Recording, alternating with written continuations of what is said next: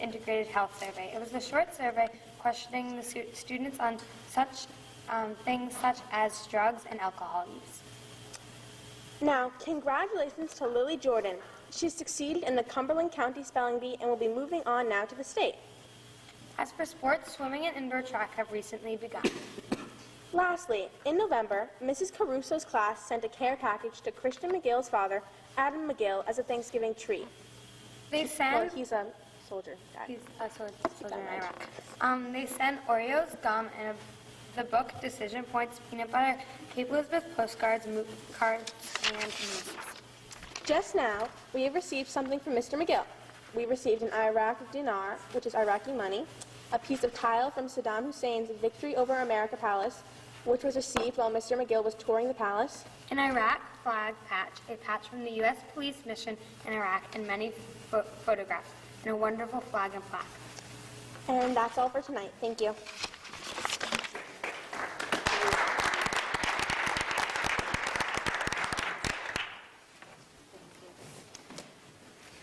And now I'm going to turn the meeting over to Ken Murphy, All right. our interim superintendent. I should forewarn you, the microphones that are in front of you will pick up any side conversations. So if you have any snide comments about the superintendent's presentation, it will be on record. But anyway, I want to start by thanking and acknowledging the outstanding work that members of the district leadership team have provided in the development of the recommended budget. They've hit their established targets, and more importantly, the spirit in which they went about their work was indeed impressive. So special kudos to members of the district leadership team. And I think we need an extra drum roll tonight for Pauline. As you know, she's the lead architect for us on this project.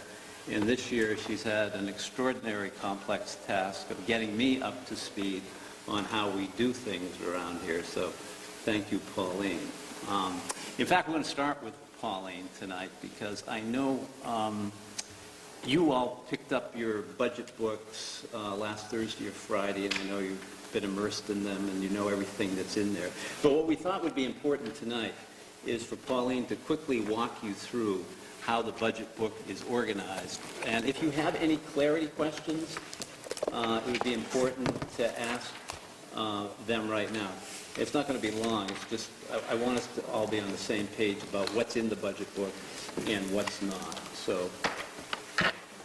Okay, this will be a very brief walk through the budget book just to let you know what the format is. It's a little different than it was last year. The first section, if you open it up, you have the superintendent's narrative. On page 2, you have the summary page that lists our expenditures, our total expenditures, and our revenues for 2011 and 12. On page 3 is a summary of accounts. And when you look down at the list of departments, the first 2 are salaries and benefits, and you'll notice that your first tab in your book is salaries and benefits. And as you go down the list, you'll have a tab for every department that's listed there. Pond Cove, middle school, high school, Office of the Superintendent, and so forth. If you go down this list, you have a tab for all of those departments. And in those departments, you will have the narrative from the administrator, and then a list of their separate accounts that they're in charge of. That will be listed there. The salaries and benefits you will see on the first page is the staff listing for all employees in the school department, and then the detail of salaries and benefits in all of our accounts. And this is only salaries and benefits. It does not include supplies and other items. After all of those departments, there is a tab that says Other, and you will see in that tab the enrollment history and projection for 11 and 12. After that, you will see Community Services, with Janet's narrative and detailed budget. And then the last tab is the special funds. Any federal monies that we receive or other funds that we are fiscal agents for are in the last tab. So if you have any questions on that. Yes. I noticed there was no narrative for health services this year, and usually there is. Is there a reason that we didn't get a report from the nurses? No, we did not have a narrative for health services this year. Probably my mistake.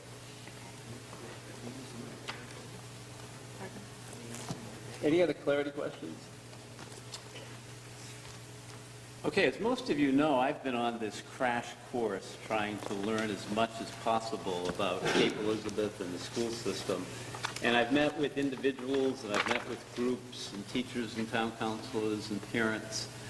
And though I didn't have a question about budget would invariably come up in my conversations about the school system or about the community. And I thought I'd just share with you to start. Maybe you're in a way, Greg. Is that possible? Okay. I thought I'd share with you some of the three major themes that seem to dominate the conversation that I had with people when they started talking about budget. I mean, the first thing that comes up is people wanted a budget that reflects the current economic climate.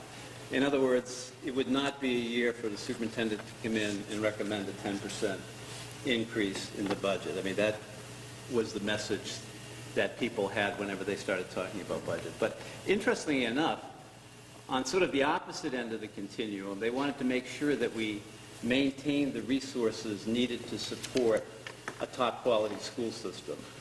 I think almost everybody I talked with recognized that this is a special school system, and they wanted to see what makes this school system special maintained. The third thing that came up, and this was mostly from people who were not connected with the school system, they really wanted to see a budget that was simplified and clarified. Sometimes it's very difficult to make sense out of a school budget the way we put it together. And I'll let you be the judge how well I've done with number 3. But I'm going to start with a slide that I think accommodates all 3 interests. The recommended budget, I think, does reflect the current economic conditions that surround Cape Elizabeth, that surround the state, that surround the nation even. It's a very modest increase that I'm recommending. Though it's a modest increase, it does maintain the programs that make this a top-notch school system. And that's about as simple as I can make it. Last year, we had a budget of $20,676,971. We're recommending tonight a budget of $21,124,690. That's an increase of $447,719, or 2.2%. For those of you who are residents of Cape Elizabeth and pay property taxes, that recommended budget would increase your property taxes 1.9%. On a median-priced house, that will mean, is it $85? Yes, $85.18. An $85 increase. So sort of put that into perspective. It's a lot of money, but to put it in perspective, it would translate into an $85 increase in property taxes. So, next thing I want to do is I want to skip this, is what I want to do, and come back to it later. I just want to review the 16 major accounts that make up the school budget. And we are also responsible, as you know, for community services. And let me start with community services. You're going to hear from Janet in a moment. But Janet is requesting the same town appropriation as she requested last year. We spend about $1 million, a little bit more than that, on community services. The town appropriates, I think, around $185,000. So community service is not going to have any impact on property taxes. And Janet will tell you a little bit more about her budget in a few moments. But with the school budget, I want to start with the two accounts. That's where all the money is in school budgets. It's in salaries and benefits. That makes up 80% of the school budget. We employ 280 people, 159 teachers, 8 administrators, and the rest are support staff. That's where all the money is, and that's what makes this school system go, 80%. I should mention that those two lines would be much higher, but we have a tentative agreement with our Teachers Association that calls for a very modest salary increase for teachers. If we didn't have that tentative agreement, though we haven't worked out all the details yet, but if we didn't have that agreement, those accounts would probably be up another $200,000 to $300,000. So I want to acknowledge and express my appreciation for the teachers' willingness to work with us and do what's in the best interest of the school system. What I want you to pay attention to tonight is this column over in here, because that's comparing apples to apples. We receive quite a bit of federal stimulus money, and we use that money to offset expenses that we had in salary and benefits and instructional supplies. So if you look at that column that's marked general fund increase and decrease, it looks like salaries are going up $981,470. They're not. It's because we use the federal stimulus money to offset that, and as you know, the federal stimulus money is going away. We don't have that anymore. I think it's even clearer when we take a look at the schools. Pond Cove, if you take all the salaries out of Pond Cove, it costs us about $130,000 to operate Pond Cove.